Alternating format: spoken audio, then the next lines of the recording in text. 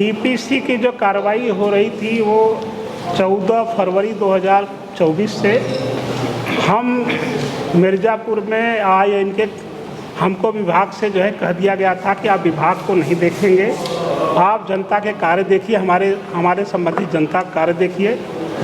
जब 14 मई को हमें पता चला कि ये नियम विरुद्ध डीपीसी हो रही है, तो माननीय मंत्री जी को मैंने एक पत्र लिखा कि चुनाव चल रहे हैं और आचार संहिता लागू हुई है, तो यह नियम विरुद्ध डीपीसी नहीं होनी चाहिए। आप इसको कम से कम चुनाव तक रोकिए।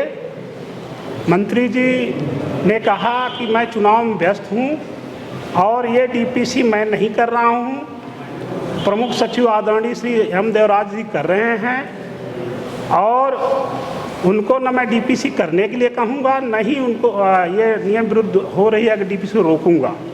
तो 22 मई 2024 को एक पत्र मैंने माननीय मंत्री जी को लिखा।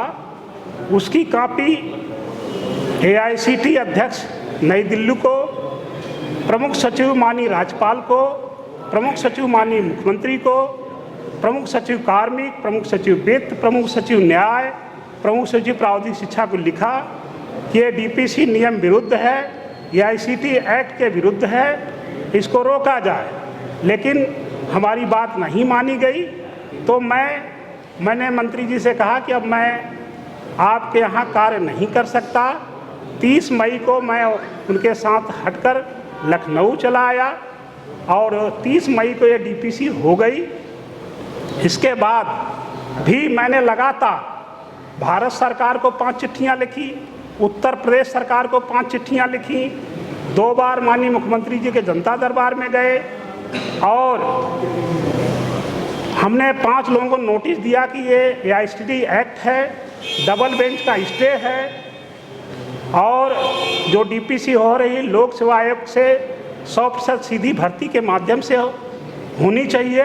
ये नियम विरुद्ध डीपीसी हो रही, जिसके कारण पूरे प्रदेश में जो पढ़े लिखे लोग हैं, एमटेक हैं, पीएचडी होल्डर हैं, ये परेशान होंगे। उत्तर प्रदेश के जो प्रावधानिक शिक्षा में जितने भी संगठन थे उनका विरोध कर रहे थे। तो ये डीपीसी 30 मई को तो हो गई, लेकिन इसके रिजल्ट घोषित नहीं हुए।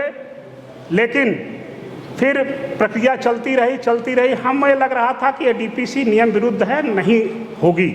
लेकिन 9 दिसंबर 2024 को इसका रिजल्ट आता है। डीपीसी 6600 ग्रेड पे में हुई थी और जब 9 दिसंबर 2024 को रिजल्ट आता है तो डीपीसी का हुई